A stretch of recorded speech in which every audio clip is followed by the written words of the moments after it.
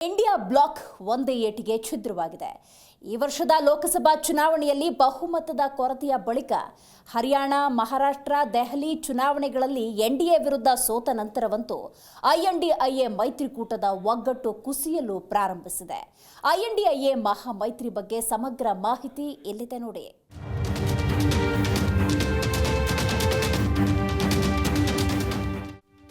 ಮೊದಲನೇದಾಗಿ ಬಂಗಾಳದ ಮುಖ್ಯಮಂತ್ರಿ ಮತ್ತು ಟಿಎಂಸಿ ಮುಖ್ಯಸ್ಥೆ ಮಮತಾ ಬ್ಯಾನರ್ಜಿ ರಾಹುಲ್ ಗಾಂಧಿಯವರ ನಾಯಕತ್ವವನ್ನು ಪ್ರಶ್ನಿಸಿದ್ರು. ನಂತರ ಒಬ್ಬೊಬ್ಬರಂತೆ ಆರ್ಜೆಡಿ ಮುಖ್ಯಸ್ಥ ಲಾಲೂ ಪ್ರಸಾದ್ ಯಾದವ್, ಸಮಾಜವಾದಿ ಪಕ್ಷದ ಮುಖ್ಯಸ್ಥ ಅಖಿಲೇಶ್ ಯಾದವ್, ಎನ್ಸಿಪಿ ನಾಯಕ ಶರದ್ ಪವಾರ್ ಮತ್ತು ಉದ್ಧವ್ ಠಾಕ್ರೆ ಪಕ್ಷವನ್ನ ಮುನ್ನಡೆಸುವ ಮಮತಾ ಬ್ಯಾನರ್ಜಿಯವರ ಪ್ರಸ್ತಾಪವನ್ನ ಒಪ್ಪಿಕೊಂಡರು. ಮಮತಾ ಬ್ಯಾನರ್ಜಿಯವರಂತೆಯೇ ಆಮ್ ಆದ್ಮಿ ಪಕ್ಷ ದೆಹಲಿ ವಿಧಾನಸಭಾ ಚುನಾವಣೆಯಲ್ಲಿ ಕಾಂಗ್ರೆಸ್ ಅನ್ನ ತನ್ನ ಶತ್ರು ಎಂದು ಪರಿಗಣಿಸಿದೆ. ಈಗ ತೇಜಸ್ವಿ ಯಾದವ್ ಕೂಡ ಇಂಡಿಯಾ ಬ್ಲಾಕ್ ಅಂತ್ಯಗೊಂಡಿದೆ ಅಂತ ಘೋಷಿಸಿದ್ದಾರೆ. ಇದು ಕೇವಲ ಲೋಕಸಭಾ ಚುನಾವಣೆಗೆ ಮಾತ್ರ ಮಾಡಲಾದ ವ್ಯವಸ್ಥೆ ಅಂತ ಹೇಳಿದ್ದಾರೆ. ನಾವಿಲ್ಲಿ ಗಮನಿಸಬೇಕಾದ ಒಂದು ಪ್ರಮುಖ ಅಂಶ ಅಂದ್ರೆ 2019ರಿಂದ ವಿರೋಧ ಪಕ್ಷದ ಮೈತ್ರಿಕೂಟ ರಚನೆಯಾಗ್ತಾ ಇದೆ ಮತ್ತು ವಿಭಜನೆಯಾಗ್ತಾ ಇದೆ. ಹೌದು, 2019ರಿಂದ ದೇಶದಲ್ಲಿ ಬಿಜೆಪಿ ವಿರೋಧಿ ರಂಗವನ್ನ ರೂಪಿಸಲು ಪ್ರಯತ್ನಗಳು ನಡೆದಿವೆ. 2019ರಲ್ಲಿ ಮೊದಲ ಬಾರಿಗೆ ಆಂಧ್ರ ಪ್ರದೇಶದ ಮುಖ್ಯಮಂತ್ರಿ ಮತ್ತು ತೆಲುಗು ದೇಶಂ ಪಕ್ಷದ ನಾಯಕ ಚಂದ್ರಬಾಬು ನಾಯ್ಡು ಅವರು ಬಿಜೆಪಿ ವಿರೋಧಿ ರಂಗ ರಚಿಸಲು ಮುಂದಾದರು. ನಂತರ ಅವರು ಎನ್ಡಿಎಯಿಂದ ಹೊರಗಿದ್ರು. 2021ರಲ್ಲಿ ಬಂಗಾಳವನ್ನ ವಶಪಡಿಸಿಕೊಂಡ ನಂತರ ಮಮತಾ ಬ್ಯಾನರ್ಜಿ ಎರಡನೇ ಬಾರಿಗೆ ಪ್ರಯತ್ನಿಸಿದ್ರು.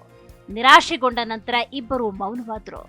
ಮಹಾ ಮೈತ್ರಿಕೂಟದಲ್ಲಿದ್ದಾಗ ಬಿಹಾರ ಮುಖ್ಯಮಂತ್ರಿ ನಿತೀಶ್ ಕುಮಾರ್ ಮೂರನೇ ಪ್ರಯತ್ನ ಮಾಡ್ತಾರೆ, ಖಂಡಿತವಾಗಿಯೂ ಯಶಸ್ಸನ್ನ ಪಡಿತಾರೆ ಅಂತ ಹೇಳಲಾಗ್ತಾ ಇತ್ತು. ಆದ್ರೆ 2024ರ ಲೋಕಸಭಾ ಚುನಾವಣೆಗೆ ಮೊದಲು ಅವರೇ ಇದರಿಂದ ದೂರವಾದ್ರು. ಮತ್ತೆ ಬಿಜೆಪಿ ಜೊತೆ ಹೋಗಲು ಆದ್ಯತೆಯನ್ನ ನೀಡಿದ್ರು. ವಿರೋಧ ಪಕ್ಷದ ಮೈತ್ರಿಕೂಟ ಐಎನ್ಡಿಐಎ ಬಹುಮತದ ಕೊರತೆಯನ್ನ ಎದುರಿಸಿದಾಗ ಉಳಿದ ಕಾರ್ಯವನ್ನ ಸಾರ್ವಜನಿಕರು ಪೂರ್ಣಗೊಳಿಸಿದರು. ಇಂಡಿಯಾ ಕೂಟದಲ್ಲಿ ವಿಘಟನೆಯ ಬೀಜಗಳನ್ನ ಬಿತ್ತಿದವರು ಮಮತಾ ಬ್ಯಾನರ್ಜಿ. ಹೌದು, ಇಂಡಿಯಾ ಬ್ಲಾಕ್ನಲ್ಲಿ ವಿಘಟನೆಯ ಬೀಜಗಳನ್ನು ಮೊದಲು ಬಿತ್ತಿದ್ದು ಮಮತಾ ಬ್ಯಾನರ್ಜಿ. ದೇಶದಾದ್ಯಂತ ವಿರೋಧ ಪಕ್ಷಗಳು ಇಂಡಿಯಾ ಬ್ಲಾಕ್ ಎಂಬ ಬ್ಯಾನರ್ನ ಅಡಿಯಲ್ಲಿ ಅಭ್ಯರ್ಥಿಗಳನ್ನ ಕಣಕ್ಕಿಳಿಸಿದ್ವು. ಆದರೆ ಮಮತಾ ಬ್ಯಾನರ್ಜಿ ಬಂಗಾಳದಲ್ಲಿ ಹಾಗೆ ಮಾಡಲಿಲ್ಲ. ಕಾಂಗ್ರೆಸ್ ಮತ್ತು ಎಡಪಕ್ಷಗಳನ್ನ ಬಿಜೆಪಿಯಂತೆಯೇ ಶತ್ರುಗಳೆಂದು ಕರೆಯುವ ಮೂಲಕ ದೂರ ಸರಿದ್ರು. ಟಿಎಂಸಿ, ಕಾಂಗ್ರೆಸ್, ಎಡಪಕ್ಷಗಳು ಪ್ರತ್ಯೇಕ ಅಭ್ಯರ್ಥಿಗಳನ್ನ ಕಣಕ್ಕಿಳಿಸಿದ್ವು. ಬಂಗಾಳದಲ್ಲಿ ಬಿಜೆಪಿಯನ್ನ ಎದುರಿಸಲು ತಾನೊಬ್ಬಳೇ ಸಾಕು ಅಂತ ಮಮತಾ ಸಾಬೀತುಪಡಿಸಿದ್ರು. ಸಂಸತ್ತಿನ ಚುನಾವಣೆಯಲ್ಲಿ 22 ಸ್ಥಾನಗಳನ್ನು ಗೆಲ್ಲುವ ಮೂಲಕ ಟಿಎಂಸಿ ಲೋಕಸಭೆಯಲ್ಲಿ 4ನೇ ಅತಿದೊಡ್ಡ ಪಕ್ಷವಾಯಿತು. ಕಾಂಗ್ರೆಸ್ ಮತ್ತು ಸಮಾಜವಾದಿ ಪಕ್ಷದ ನಂತರ ಟಿಎಂಸಿ ಭಾರತದ 3ನೇ ಅತಿದೊಡ್ಡ ಪಕ್ಷವಾಗಿದೆ. ಹಾಗಾದ್ರೆ ತೇಜಸ್ವಿ ಮತ್ತು ಲಾಲು ಅವರ ಬದಲಾದ ನಿಲುವಿನ ಹಿಂದಿನ ಕಾರಣವಾದ್ರೂ ಏನು ಅನ್ನುವಂತ ಪ್ರಶ್ನೆ ಸಹಜವಾಗಿ ಕಾಡುತ್ತೆ.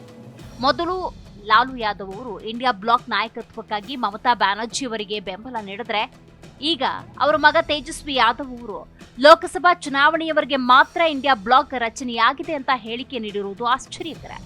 ಯಾಕಂದ್ರೆ ಲಾಲು ಕುಟುಂಬ ಮತ್ತು ಸೋನಿಯಾ ಗಾಂಧಿ ಕುಟುಂಬದ ನಡುವೆ ಇರುವ ಸಂಬಂಧವನ್ನ ಪರಿಗಣಿಸಿದ್ರೆ ಅಂತಹ ವಿಷಯಗಳು ಖಂಡಿತವಾಗಿಯೂ ಆಶ್ಚರ್ಯವನ್ನ ಉಂಟು ಮಾಡುತ್ತೆ. ಹಿಂದಿನ ಸಾಮೀಪ್ಯವನ್ನ ನಾವು ಬದಿಗಿಟ್ಟರೂ ಸಹ ಕಳೆದ 1.5 ವರ್ಷದಲ್ಲಿ ಜನ ಎರಡೂ ಕುಟುಂಬಗಳ ನಡುವಿನ ಸಾಮೀಪ್ಯವನ್ನ ಕಂಡ ಅನೇಕ ಸಂದರ್ಭಗಳಿವೆ. ಮಾನನಷ್ಟ ಮೊಕದ್ದಮೆಯಲ್ಲಿ ರಾಹುಲ್ ಗಾಂಧಿ ಅವರಿಗೆ ಸುಪ್ರೀಂ ಕೋರ್ಟ್ನಿಂದ ರಿಲೀಫ್ ಸಿಕ್ಕಾಗ ಅವರು ಮಾಡಿದ ಮೊದಲ ಕೆಲಸ ಅಂದ್ರೆ ಲಾಲು ಯಾದವ್ ಅವರನ್ನ ಭೇಟಿಯಾಗಿ ದೆಹಲಿಯಲ್ಲಿರುವ ಮೀಸಾ ಭಾರತಿಯವರ ನಿವಾಸಕ್ಕೆ ಹೋಗುವುದು. ಭಾರತ್ ಜೋಡೋ ನ್ಯಾಯ ಯಾತ್ರೆಯ ಭಾಗವಾಗಿ ರಾಹುಲ್ ಬಿಹಾರಕ್ಕೆ ಬಂದಾಗ ತೇಜಸ್ವಿ ಯಾದವ್ ಅವರ ಮಾರ್ಗದರ್ಶಕ ಮತ್ತು ಸಾರಥಿಯಾದರು. ಇಷ್ಟೇ ಅಲ್ಲ, ಪಾಟ್ನಾದಲ್ಲಿ ನಡೆದ ವಿರೋಧ ಪಕ್ಷಗಳ ಮೊದಲ ಸಭೆಯಲ್ಲಿ ಲಾಲು ಅವರೇ ರಾಹುಲ್ ಗಾಂಧಿ ಅವರಿಗೆ ವಿರೋಧ ಪಕ್ಷದ ಸಾರಥಿಯಾಗಲು ಪ್ರಸ್ತಾಪಿಸಿದ್ರು. ಹಾಗಾದ್ರೆ ರಾಹುಲ್ ಮತ್ತು ಇಂಡಿಯಾ ಬ್ಲಾಕ್ ಬಗ್ಗೆ ಲಾಲು ಕುಟುಂಬದ ಇಂತಹ ಅಸಡ್ಡೆ ಖಂಡಿತವಾಗಿಯೂ ಆಶ್ಚರ್ಯವನ್ನ ಉಂಟು ಮಾಡುತ್ತೆ. ರಾಜ್ಯ ಕಾಂಗ್ರೆಸ್ ಅಧ್ಯಕ್ಷ ಮತ್ತು ರಾಜ್ಯಸಭಾ ಸದಸ್ಯ ಅಖಿಲೇಶ್ ಸಿಂಗ್ ಗಾಗಲೇ ಪಕ್ಷವು ಕಳೆದ ಬಾರಿಯಷ್ಟೇ ಸ್ಥಾನಗಳನ್ನ ತನ್ನ ಅಭ್ಯರ್ಥಿಗಳನ್ನ ಕಣಕ್ಕಿಳಿಸಲು ಬಯಸುತ್ತೆ ಅಂತ ಹೇಳಿದ್ದಾರೆ.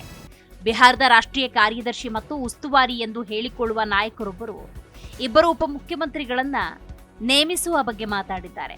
ಅವರಲ್ಲಿ ಒಬ್ಬರು ಅಲ್ಪಸಂಖ್ಯಾತ ಸಮುದಾಯದಿಂದ ಬಂದವರಾಗಿರಬೇಕು. ಲೋಕಸಭೆಯಲ್ಲಿ ವಿರೋಧ ಪಕ್ಷದ ನಾಯಕನಾಗುವ ಅವಕಾಶ ಕಾಂಗ್ರೆಸ್ಗೆ ಸಿಕ್ಕಿದಾಗಿನಿಂದ ಇನ್ನು ಆರ್ಜೆಡಿಯ ಬೆಂಬಲದೊಂದಿಗೆ ಕಾಂಗ್ರೆಸ್ 1990ರಿಂದ ಬಿಹಾರದಲ್ಲಿ ಅಧಿಕಾರದಲ್ಲಿದೆ ಎಂಬುದು ನಿಜ. ಸೀಟುಗಳ ವಿಷಯದಲ್ಲಿ ರಾಹುಲ್ ಗಾಂಧಿ ಬಾಯಿ ತೆರೆಯದಂತೆ ತಡೆಯುವುದಕ್ಕೆ ತೇಜಸ್ವಿ ತಮ್ಮ ಹೇಳಿಕೆಯ ಮೂಲಕ ಅವರ ಬಾಯಿ ಮುಚ್ಚಿಸಲು ಪ್ರಯತ್ನಿಸ್ತಾನೇ ಇದ್ದಾರೆ. ಅದೇನೇ ಇರಲಿ, ದೇಶಕ್ಕೆ ಸಮರ್ಥ ವಿರೋಧ ಪಕ್ಷದ ಅವಶ್ಯಕತೆ ಎದ್ದು ಕಾಣ್ತಾ ಇದೆ. ಆಡಳಿತ ಪಕ್ಷದ ಜವಾಬ್ದಾರಿ ಎಷ್ಟಿರುತ್ತೋ ವಿರೋಧ ಪಕ್ಷದ ಜವಾಬ್ದಾರಿ ಕೂಡ ಅಷ್ಟೇ ಮುಖ್ಯ. INDIA ಅನ್ನುವಂತಹ ಮೈತ್ರಿಕೂಟದ ರಚನೆ, ಅದರ ವಿಘಟನೆ ಸೋಕಾಲ್ಡ್ ಹಿರಿಯ ನಾಯಕರ ಬದ್ಧತೆಯನ್ನ ತೋರಿಸ್ತಾ ಇದೆ. ಅದೇನೇ ಇರಲಿ, ದೇಶಕ್ಕೆ ಸಮರ್ಥ ವಿರೋಧ ಪಕ್ಷದ ಅನಿವಾರ್ಯತೆ ಎದ್ದು ಕಾಣ್ತಾ ಇದೆ. ನೋಡ್ತಾ ಇರಿ ಜಿ ಕನ್ನಡ ನ್ಯೂಸ್, ಸತ್ಯವೇ ಸುದ್ದಿಯ ಜೀವಾಳ.